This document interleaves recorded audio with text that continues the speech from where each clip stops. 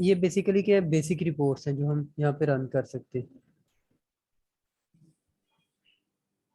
Procurement confirmation visit, क्या आपने procurement पहले से रन की है तो उसका विजिट रन करना, आप उसको रन करना चाह रहे हैं कि रिपोर्ट किस किस पैरामीटर पे हो सकती है। यहाँ पे भी हमारा कस्टमर कुछ भी नहीं है, कस्टमर का डाटा नहीं है। तो ये हमारा जो वहाँ पे ट्रांजेक्शन हमने की थी ना क्लास के अंदर, उस सर्वर में डाटा हमारा आ रहा है, तो ये वहाँ पे हम रन कर सकते हैं रिपोर्ट, क्योंकि वहाँ पे कस्टमर का डाटा, यहाँ पे कस्टमर का नहीं सप्लायर का हमने ऐड किया है, तो ये हमारा सप्लायर का आ सकता था। ठीक है, इसको मैं अभी यहाँ से स्किप कर रहा हूँ रिपोर्ट वाले पे। उसके बाद आ गया जी परचेज कोटेशन।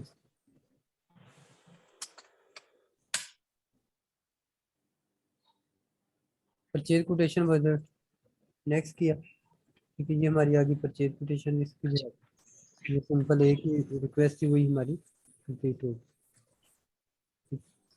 अब इसको अगर सेलेक्ट करना चाहें तो ये बेसिकली टेस्ट फिनिश कुछ आइटम थे वो आ गए। वैलिड डाटा, डेटा के डेट डेट हम कहते हैं जी आज की डेट में से रन करें। ठीक है, ये हमारा आ गया डाटा। नेक्स्ट क्या हुआ है, ट्रांजेक्शन किसमें थी, सप्लायर में से सप्लायर आ गया, ये सप्लायर डिटेल। नेक्स्ट यस, ये उसने रिजल्ट दिखा दिया कि ये अभी तक जो आपने इसके साथ ट्रांजेक्शन की है। ठीक है, ये मैसेज आ गया।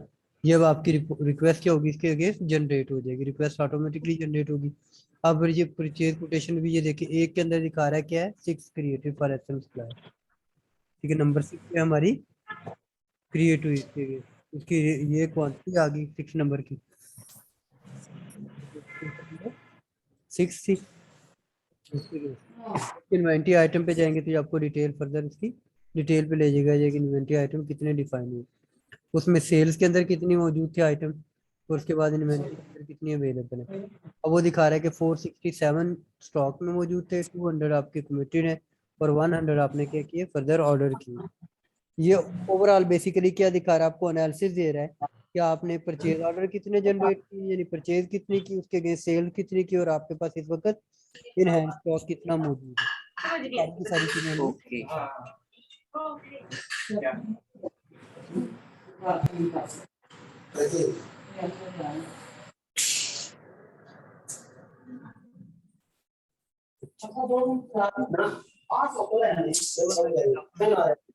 अगर आपने डॉक्यूमेंट प्रिंट करने हैं, यानी जो आपका document है उसके फॉर्मेट अगर आप कंपनी से बनवा लेते हैं अपने डेवलपर से, तो उसके बाद इंडिविजुअल बेसिस पे आप क्या कर सकते हैं, उनके प्रिंट आउट प्रीव्यू भी ले सकते हैं।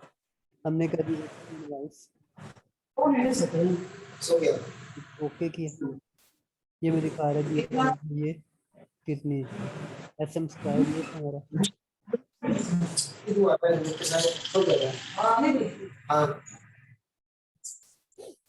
अब मैंने कहा जी प्रिंट प्रीव्यू पे ले जाओ, तो लेके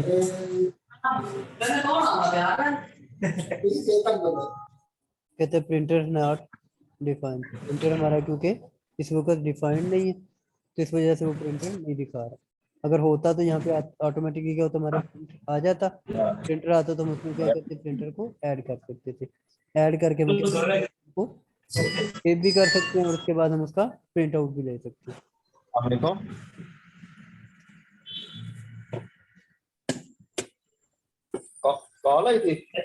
पास इसका किसी किस्म का कोई प्रिंटर अटैच नहीं है, होता तो हमें यहाँ पे प्रिंट व्यू में प्रिंट दिखा देता। वैसे हम फ्यूचर में इसके साथ जितनी भी ऑप्शन लगाना चाहें ना, तो हम फर्दर इसमें ऑप्शन लगा भी सकते हैं। सर ये वो किसी की ना वैसे डिस्टॉर्शन हो रही है। Okay sir. तो मेरे ख्याल शायद अगर कोई कॉल कर रहे हैं तो अपना माइक म्यूट कर दिया करें।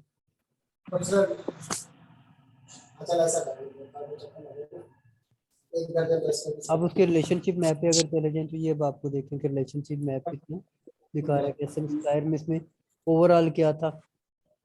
सबसे पहले परचेज कोटेशन, उसके बाद परचेज ऑर्डर, फिर उसके अगेंस्ट 2 गुड्स रिसीट पीओ बने, एक लैंडेड कॉस्ट ऐड किया आपने, फिर एक की पे इनवॉइस पेमेंट की, और गुड्स रिटर्न भी कर। ये ओवरऑल हमारा क्या हो गया, मैप हो गया। अब ये देखिए यहाँ पे हमने एपी इनवाइस की ट्राई की थी ना प्रिंट की, तो ये उसने दिखा भी रहा है कि ये प्रिंटिंग के लिए डॉक्यूमेंट भेज भी दिया हमने। ठीक।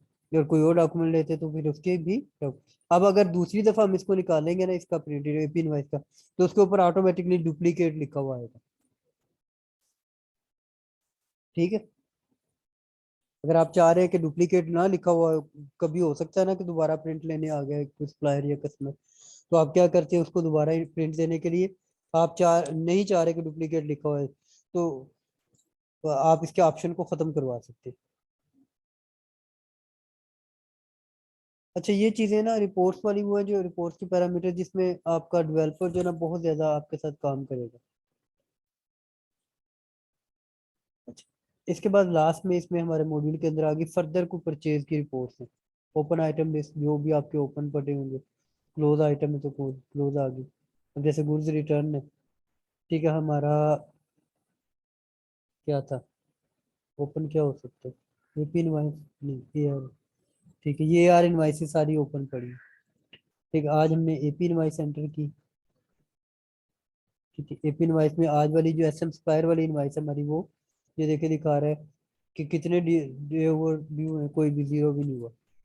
ठीक है, क्योंकि अभी हमारी पेमेंट रिसीव हुई है बैंक के अंदर, हमने आज के दिन में उसे क्या किया, रिसीव भी कर ली, तो इसलिए उसे क्या कर रहा है, ओवर डे कुछ भी नहीं दिखा रहा, ओवर ड्यू, कि आपकी ओवर ड्यू पेमेंट नहीं हुई। अब एपी इनवाइस की बजाय अगर आप कोई और डॉक्यूमेंट ले लें, हम कहते हैं जी गुड्स परचेज ऑर्डर अगर कोई ओपन पड़े, तो ये परचेज ऑर्डर अभी ओपन पड़े हैं, आने के वाले और टेस्ट वाला, एक आने का डॉक्यूमेंट परचेज ऑर्डर का ओपन पड़ा और एक टेस्ट वाला पड़ा, दो परचेज ऑर्डर क्या ओपन है, इनके अगेंस्ट अभी तक फर्दर इनवाइसेस प्रोसेस नहीं हुई। परचेज ऑर्डर से पीछे क्या था हमारा, परचेज कोटेशन थी, अगर कोई कोटेशन ओपन पड़ी है तो कोटेशन भी दिखा रहा है कि ये आपकी कोटेशन नंबर 6 जो है ये ओपन पड़ी है। ठीक है, करेंसी सारी क्या लोकल। ये तो थी ओपन आइटम की डिटेल। अब उसकी बिहार पे बैक पे जाना है, कहाँ पे क्रिएट हुआ, तो दिखा रहा है कि इसके परचेज कोटेशन डिफाइन हुई। उसके बाद आगे जी डॉक्यूमेंट ड्राफ्ट रिपोर्ट, जितने डॉक्यूमेंट्स हैं उनकी ड्राफ्ट रिपोर्ट अगर आपने कोई देनी है तो वो आप देख सकते हैं। ओपन ओनली पे क्लिक करेंगे तो देन ओपन, अगर ओपन क्लोज सारी है तो सारी की सारी दिखा देगा अगर होती तो। ठीक है, डॉक्यूमेंट डेट के हिसाब से, पोस्टिंग के से, वैल्यू डेट से। ठीक। अब जिस पेज पे भी लेना चाहिए ले सकते। ठीक, अभी हमारा डाटा कुछ भी नहीं इसमें, ये मैनेजर के यूजर से, B1 है, S है, ऑल है। ठीक है, जिस यूजर से आप लेना चाहें उस यूजर के आप राइट्स लगा के ले सकते हैं रिपोर्ट वगैरह। अब ये रिपोर्ट साथ साथ आपने जब हम डेवलपमेंट करते जाते हैं तो अपने डेवलपर से मल्टीपल रिपोर्ट बनवाते जाते हैं। ये स्टैंडर्ड होती है, स्टैंडर्ड फॉर्मेट में किसी किस्म की चेंजेस नहीं होती, ये एज इट इज रहती है। बस कोई चीज़ ऐड करनी है आपने, लेस करनी है, वो कर सकते हैं। रिपोर्टिंग वाला पोर्शन हम लास्ट पे जाके तमाम मॉड्यूल कंप्लीट हो जाएंगे तो वहाँ पे हमारी कुछ कस्टम रिपोर्ट्स होंगी, वो भी हम इसके साथ साथ जाके करेंगे।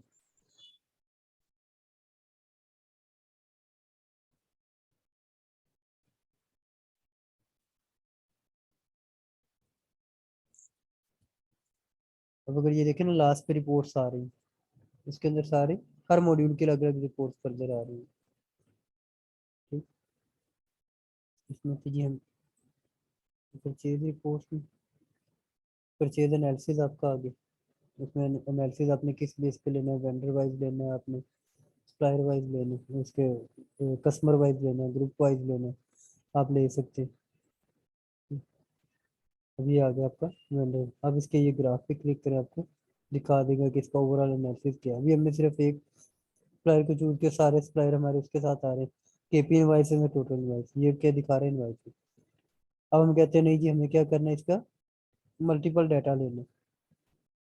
ठीक है, मैं कहा जी एनालिसिस क्या है, एपी इनवाइस पे, इंडिविजुअल डिस्प्ले पे, आइटम पे, मंथली रिपोर्ट्स पे, परचेज ऑर्डर, मैं कहता हूँ जी परचेज ऑर्डर पे ले जाए। परचेज ऑर्डर पे है तो अब उसका एनालिसिस डिफरेंट हो गया। ठीक है, अगर इनवाइसिस की बजाय आप किसी और पैरामीटर्स पे लेके जाना चाहें तो किसी और पैरामीटर, ग्रुप डिस्प्ले है, ठीक है, ड्यू डेट है और डॉक्यूमेंट, हम तीनों को कर लेते हैं। ठीक। अब वो देखिए किसने, क्योंकि अभी कोई भी हमारी ड्यू नहीं थी, सारी की सारी स्टैंडर्ड पे थी, स्टैंडर्ड पे आ गई। हम कहते हैं नहीं जी इसको इनवाइस ड्यू सारे ऑप्शन क्या है इनवाइसेस पे ले, ठीक है, और करे क्या जी मंथली बेसिस पे करे, और मल्टीपल इनवाइसेस होती तो मल्टीपल हमें डाटा दिखाए, तब मल्टीपल नहीं है सिंगल है।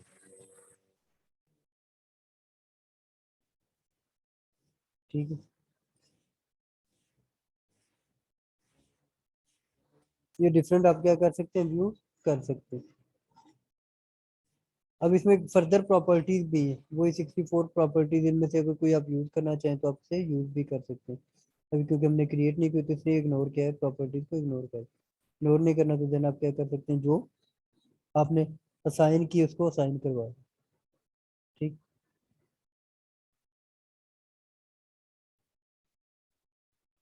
उसके बाद परचेज कोटेशन कंपैरिजन रिपोर्ट, अगर मल्टीपल वेंडर से आपके पास कोटेशन आई है, एक ही कोटेशन मल्टीपल वेंडर से आई है एक ही प्रोडक्ट, जैसे एचपी था, हमने एचपी का लैपटॉप जो है उसकी कोटेशन सालेम सप्लायर से भी ली है और आनिक से भी ले ली है, अगर दोनों से लिए तो देन क्या होगा, डेफिनेटली उसकी कंपैरिजन रिपोर्ट आएगी, तो हमें कंपैरिजन रिपोर्ट दिखाएगा अगर कुछ होगी। अब ये टेस्ट एफजी और सिंपल एफजी दो ही है, ठीक है। अब उसमें कहते हैं जी इसको करें एक्सपेंड करके दिखाएं, कोई चीज नहीं है फर्दर उसमें है ही नहीं, एक ही कोटेशन थी, अगर होती मल्टीपल तो हमें दिखा देता, मल्टीपल नहीं है तो जाहिर बात है नहीं दिखाएगा।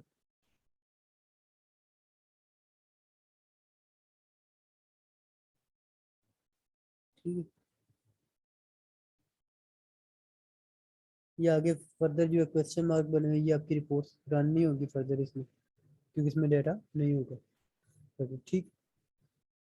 ये चीज इंडिकेशन क्वेश्चन मार्क इसी चीज का दे रहा है कि अभी ये रिपोर्ट्स आपकी अवेलेबल नहीं है। यहाँ तक कोई कंफ्यूजन कोई question? No sir. No sir. काफी जी सर जी, आज के लिए मेरे ख्याल में काफी है। परचेज खत्म हो गया। आज हमने सर ब्रेक नहीं ना किया दरमियान में। हाँ जी, हाँ जी सर। 2-3 दफा तो ब्रेक किया यार। नहीं नहीं वो तो सर, वो तो जैसे कहते हैं ना वो उसका जूम का ब्रेक आ रहा था ना 40 मिनट के बाद। हाँ। अच्छा कल का किस वक्त का प्लान है? वही 9 o'clock? जी सर जी, सुबह सुबह पढ़ के वेले होके फिर दूसरे काम बंदा कर लेते थे अपने जो पेंडिंग काम होते हैं। ठीक हो गया, चलिए इंशाल्लाह सुबह फिर होती है। सर अब ओके क्लास सर। सुबह 9 बजे होगी। है अब सर क्लास सुबह 9 बजे ही है ना? कल क्लास सर 9 एक बजे चीज, मॉर्निंग में। बस आपके बाद ब्रेक हो रही है, मुझे समझ नहीं आ रहा। कल क्लास जो है वो 9 बजे ही होगी। हाँ जी 9 बजे इंशाल्लाह। ठीक है सर। सर एक चीज कहनी थी जी जी सर, अगर आप हमें किसी कंपनी का डाटा प्रोवाइड कर देते ताकि हम मतलब एक ये सारी फील्ड्स फिल करके देख लेते अच्छा, प्रैक्टिस मैं के आपको ना दौरान। एक्सेल में ना चार्ट ऑफ अकाउंट सेंड कर देता हूँ, ओके सर, थैंक यू। ठीक है, तो उसके हिसाब से आप अपने तौर पे मैनेज करो। ओके सर, जी सर जी, थैंक यू। अल्लाह हाफिज।